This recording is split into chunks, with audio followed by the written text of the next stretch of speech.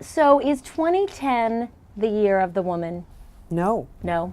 No, I think 2010, in many ways, in the House at least, is going to be the year that women step back, that women lose leverage. There are going to be fewer women, remarkably, after this election in the House than there were before. And is it because there are fewer candidates or more women in contested seats than before? More women in contested seats, and women are having a hard time just fighting their way into these races in Congress. There are more open governor's seats, potentially, because of term limits, but the incumbency protection society that has always been the House of Representatives and the gerrymandering has really prevented women from moving up in the leadership.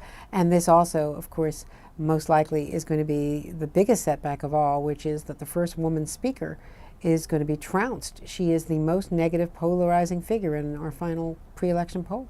We had the Pew Research Center for People in the Press look at the numbers for iVillage, and they determined that the top 3 issues were the same for women and men. Jobs and the economy, number 1, healthcare, number 2, terrorism, number 3. Are you surprised by that from your political experience? No, I think that jobs and the economy really do trump everything else.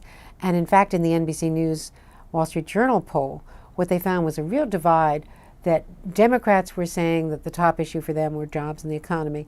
Republicans and Tea Party supporters were saying that the top issue is a return to constitutional principles, which we interpret, the pollsters interpret, to mean small government. Is the Tea Party here to stay? I think for a while. I think they're going to find it harder to govern. And in fact, if there are Tea Party supported candidates who win some of these Senate seats, you're going to find that the Senate, which has always permitted one individual senator to stop everything in its tracks, you're going to find more of that. More holds placed where people cannot get confirmed, which has become a big problem for this White House. So there's going to be a lot more that is stopped in its tracks because the Republicans in the Senate and in the House, most likely in the majority in the House and perhaps close to a majority in the Senate, the Republicans are not going to find it very easy, the traditional Republicans, to get along with some of the Tea Party activists who come basically wanting to stop things dead in its tracks. New York Magazine's cover, President Palin? I think she's now leaning toward wanting to test the waters. And that's every signal that she's sending. This is no longer about making money, having a TV show, being home in Wasilla. I think she has tasted it.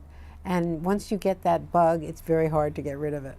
On our message board, it's our community where a lot of iVillage women talk. Someone wrote, President Obama has repeatedly told any and all who disagree with him that they are uninformed, stupid, crippled by fear, etc. He and the Democrats refuse to listen to America. First, your response to that. Well, that is what we're picking up in the polling, that people feel that he is elite, that he's not listening. That's not the perception, obviously, inside the White House. They feel they've reached out, but clearly they have done something wrong because that has not been communicated. And what is communicated is exactly the opposite of what he communicated during the campaign. I'm listening to you, I'm hearing you, I'm doing town hall meetings, I'm accessible.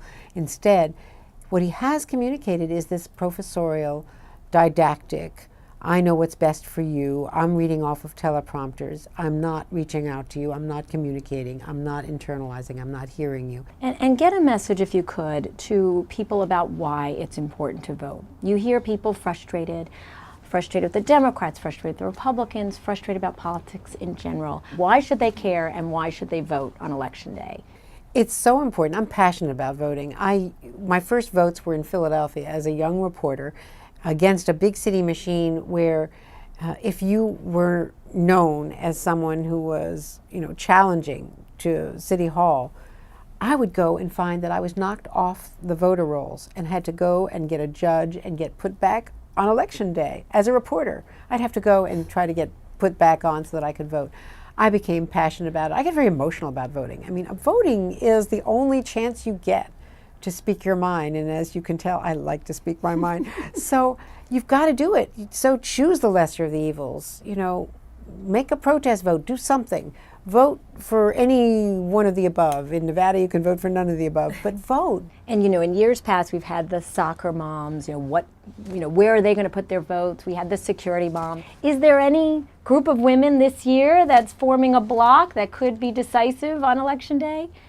I just think the angry moms, ticked off moms, and non-moms, the women who just want to come out and say, I want to be heard, and choose among the candidates, men, women, Democrats, Republicans, Tea Partiers, Independents, whatever. Just participate.